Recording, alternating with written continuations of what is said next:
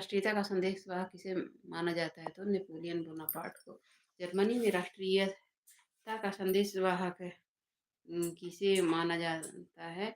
तो German Napoleon Bonaparte को।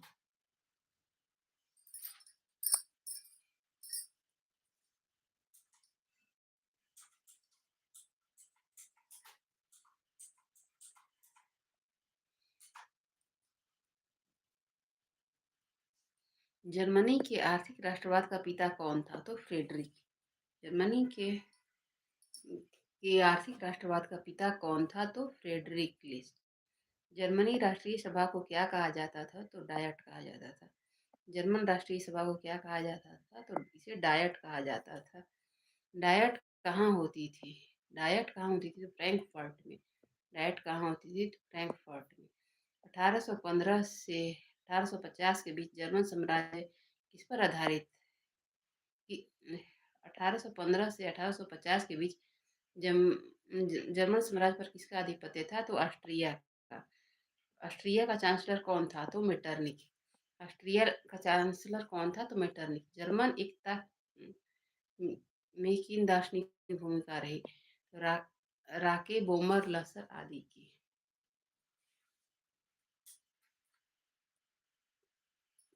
Frankfurt संविधान का गठन कब हुआ? फ्रैंकफर्ट संविधान का गठन कब हुआ? तो 1848 ईस्वी में। बिस्मार्क प्रसा का चांसलर कब बना? तो 23 सितंबर 1862 को।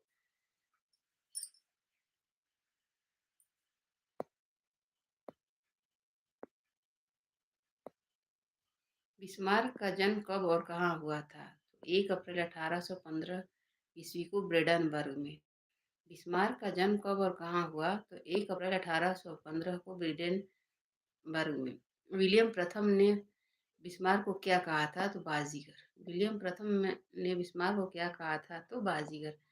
सेरोजेवा के युद्ध में किसने आत्मसमर्पण किया? सेरोजेवा के युद्ध में 1866 में ऑस्ट्रिया ने प्रसा के आगे समर्पण किया। फ्रांस और प्रसा के बीच युद्ध कब हुआ? 15 जुलाई 1870 को। फ्रांस और प्रसा के बीच युद्ध कब हुआ? तो 15 जुलाई 1870 को। नेपोलियन तृतीय ने आत्मसमर्पण कब किया? नेपोलियन तृतीय ने आत्मसमर्पण कब किया? तो 1 सितंबर 1870 को। नेपोलियन तृतीय ने आत्मसमर्पण 1 सितंबर 1870 को किया। जर्मन सम्राट का राज्याभिषेक कहाँ हुआ था? तो वर्साय के राजमहल में। जर्मन सम्राट का राज्याभिषेक कहाँ हुआ था? तो वर्साय के राजमहल में। फ्रैंकफर्ट की संधि कब हुई? तो 10 मई 1871 को फ्रांस और प्रसा के बीच। फ्रैंकफर्ट की संधि कब हुई? तो 10 मई 1871 ईस्वी को फ्रांस और प्रसा के बीच। समाजवाद शब्द का प्रयोग सर्वप्रथम किसने किया? तो टॉमस पेन ने। समाजवाद शब्द का सर्वप्रथम प्रयोग टॉमस पेन ने किया। टॉमस पेन वह वेल्स का रहने वाला था। टॉमस पेन वेल्स का रहने वाला था। आदर्शवादी समाजवाद का प्रवक्ता कौन था? आदर्शवादी समाजवाद का प्रवक्ता कौन था? तो रॉबर्ट ओवेन। Robert oven. वैज्ञानिक समाजवाद का संस्थापक कौन था? तो कार्ल मार्क्स।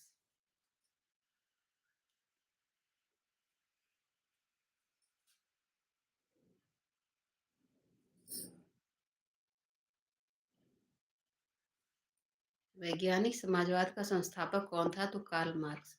कार्ल मार्क्स की प्रमुख पुस्तकें कौन सी हैं? तो दास कैपिटल और कम्युनिस्ट फेस्टो। कार्ल मार्क्स की प्रमुख पुस्तकें कौन सी हैं? तो दास कैपिटल और कम्युनिस्ट फेस्टो। फ्रांसीसी साम्यवाद का जनक कौन था? तो सेंट साइमन। फ्रांसीसी साम्यवाद का जनक कौन था? तो सेंट साइमन। फेबियन सोसाइटी की स्थापना कब और कहाँ हुई थी? तो लंदन में 1884 ईस्वी को। लंदन में 1884 ईस्वी को। फेबियन सोशलिज्म का नेतृत्व किसने किया? तो जॉर्ज बर्नार्ड शा ने। फेबियन सोशलिज्म का नेतृत्व किसने किया? तो जॉर्ज बर्नार्ड शा ने। दुनिया के मजदूरों एक हो का नारा किसने दिया? तो कार्ल मार्क्स ने। दुनिया के मजदूरों एक हो का नारा किसने दिया? तो कार्ल मार्क्स ने। रूस के शासक को क्या कहा जाता था? तो जार। रूस के शासक को जार कहा जाता था। रूस का अंतिम जार कौन था? तो जार निकोलस द्वितीय। रूस का अंतिम जार कौन था? तो जार निकोलस द्वितीय। जारशाही व्यवस्था कब समाप्त हुई? तो मार्च 1917 ईस्वी को। जारशाही व्यवस्था कब समाप्त हुई? तो मार्च 1917 ईस्वी को। जार मुक्तिदाता किसे कहा गया है? तो एलेक्जेंडर द्वितीय को। जार मुक्तिदाता किसे कहा गया है? तो एलेक्जेंडर द्वितीय को। रूसी क्रांति का तत्कालिक कारण क्या था? तो प्रथम विश्व युद्ध में रूस की पराजय। रूसी क्रांति का तत्कालिक कारण क्या था? प्रथम विश्व युद्ध में रूस की पराजय। 7 नवंबर 1917 को बोल्शेविक क्रांति का नेता कौन था? तो लेनिन। 7 नवंबर 1947 को बोल्शेविक क्रांति का नेता कौन था? तो लेनिन।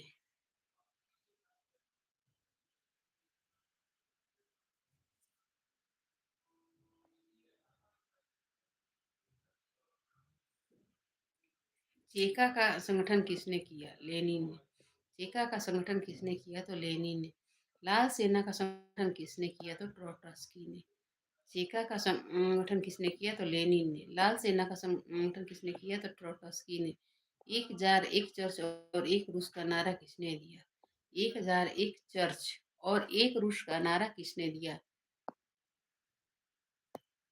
तो जार निकोलस द्वितीय ने। 1000 एक चर्च। अन्ना कैरेनिना का लेखक कौन थे? तो लियो टॉल्स्टॉय। अन्ना कैरेनिना का अन्ना कैरेनिना के लेखक कौन थे? तो लियो टॉल्स्टॉय। मदर नामक उपन्यास के लेखक कौन थे? तो मार्क मैक्सिकम गोर्की। मदर नामक उपन्यास के लेखक कौन थे? तो मैक्सिकम गोर्की। सोशल डेमोक्रेटिक दल की स्थापना कब हुई? तो 1903 ईस्वी में। सोशल डेमोक्रेटिक दल की स्थापना कब हुई? तो 1903 ईस्वी में।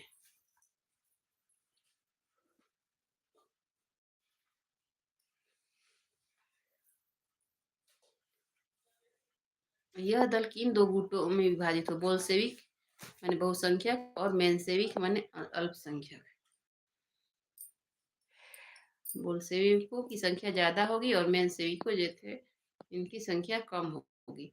लेनिन ने अप्रैल थीसिस कब प्रकाशित की? तो 16 अप्रैल 1917 ईस्वी को। 16 अप्रैल 1917 ईस्वी को। नई आर्थिक नीति या नेप रूस में कब लागू की गई? तो 1921 ईस्वी में। नई आर्थिक नीति या नेप रूस में कब लागू की गई? 1921 ईस्वी में।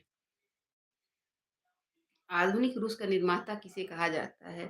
तो स्टालिन को। आधुनिक रूस का निर्माता किसे कहा जाता है? तो स्टालिन को।